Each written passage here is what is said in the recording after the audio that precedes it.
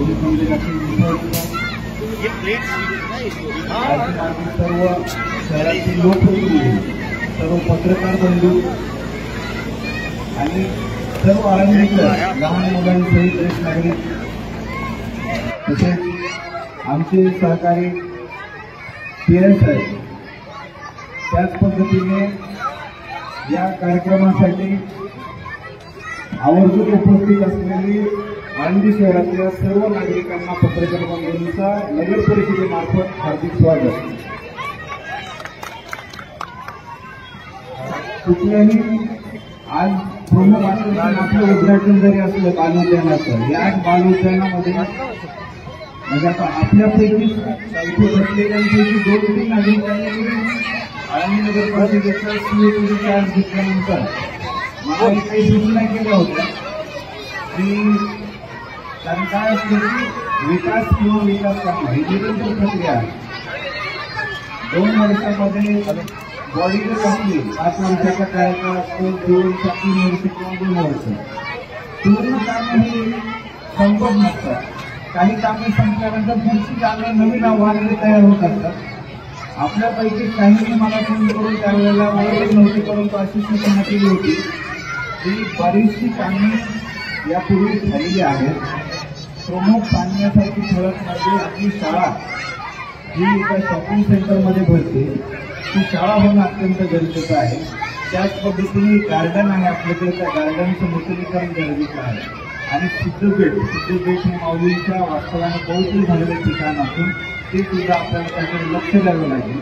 अशा 3 सूचना प्रमुख त्यावेळेला झाल्या होत्या. तेव्हा माझा प्रयत्न होता की आपण ह्या गोष्टीकडे निश्चितपणे लक्ष देऊ.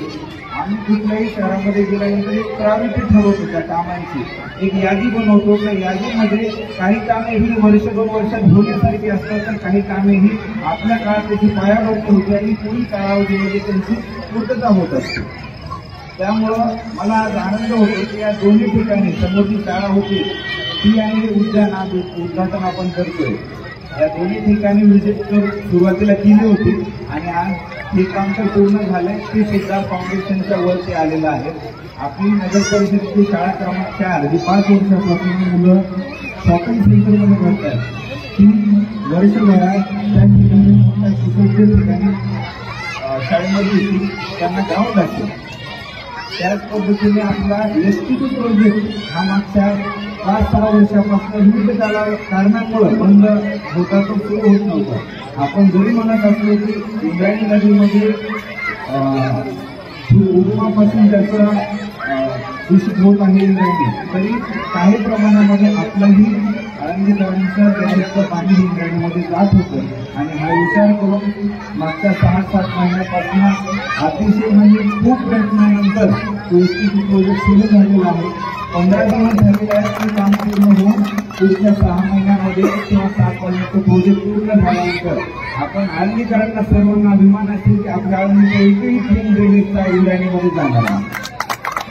त्याच पद्धतीने PMC बसस्टॉपच्या ठिकाणी अतिशय व्हाईट हाऊसमध्ये टॉयलेट ब्लॉक होतात.